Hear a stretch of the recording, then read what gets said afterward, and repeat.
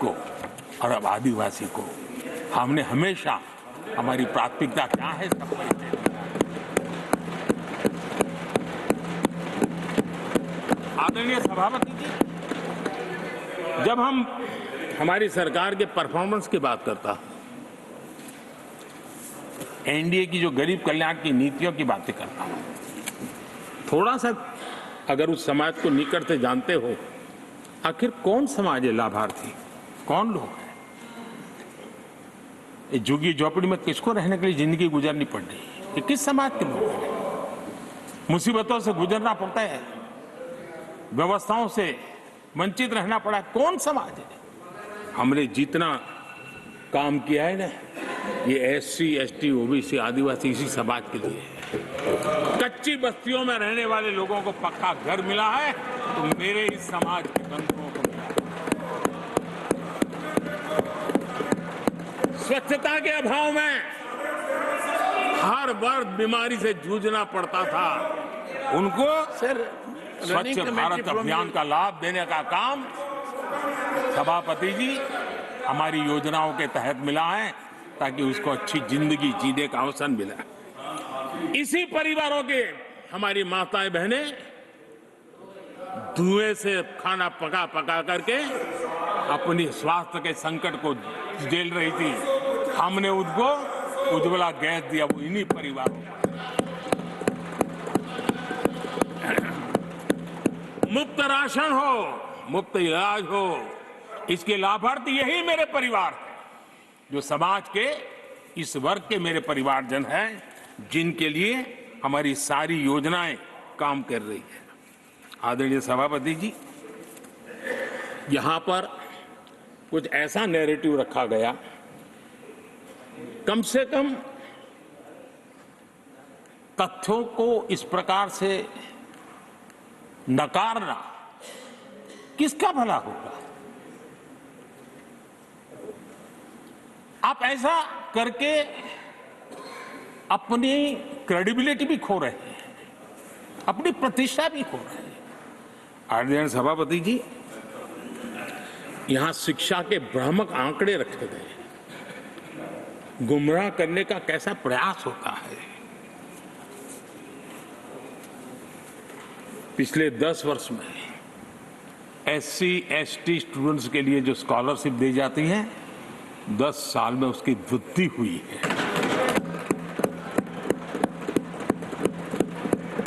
इन 10 वर्षों में स्कूलों में, हायर एजुकेशन में नामांकन की संख्या भी बहुत बढ़ी है और ड्रॉप आउट बहुत तेजी से कम हुआ। आदरणीय सभापति जी, 10 साल पहले 120 एकलव्य मॉडल स्कूल थे। आदरणीय सभापति जी, आज 400 एकलव्य मॉडल।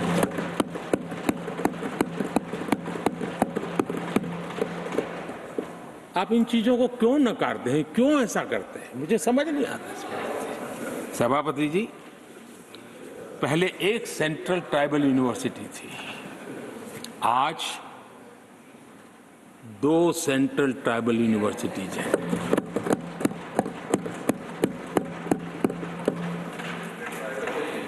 आदरणीय सभापति जी, ये भी सच्चाई है कि लंबे अरसे तक दलित, पिछड़े, आदिवासी बेटे बेटियां कॉलेजों का दरवाजा तक नहीं देख पाते थे।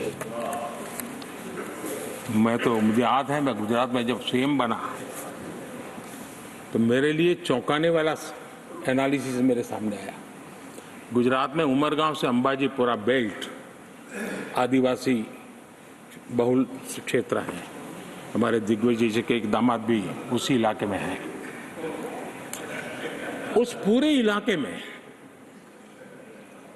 साइंस स्ट्रीम की एक भी स्कूल नहीं थी।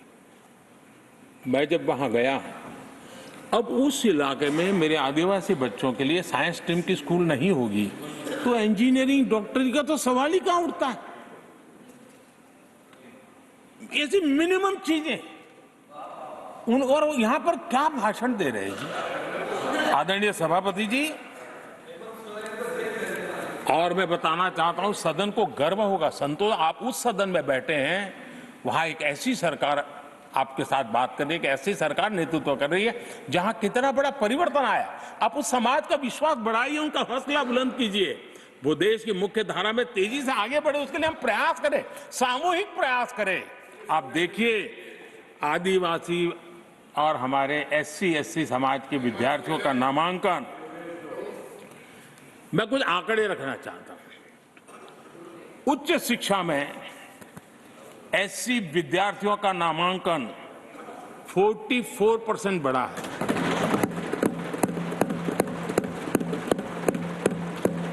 उच्च शिक्षा में ST विद्यार्थियों का नामांकन 65% बढ़ा है। हायर एजुकेशन में OBC समाज के विद्यार्थियों का नामांकन में 45% बढ़ोतरी।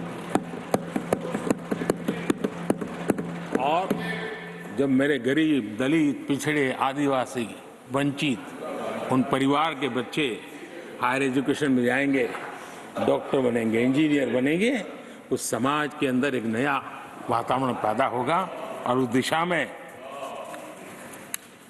हमारी कोशिश यही है कि मूलभूत समस्याओं का समाधान करने के लिए थोड़ा समय लगे, लेकिन मजबूती से काम करें। और इसलिए हमने एजुकेशन पर इस प्रकार से बल दे के काम किया है।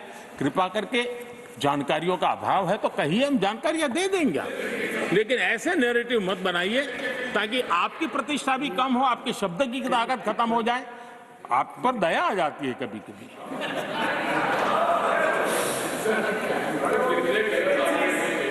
आदरणीय सभापति जी, सबका साथ सबका विकास ये नारा नहीं है, ये मोदी की गारंटी है।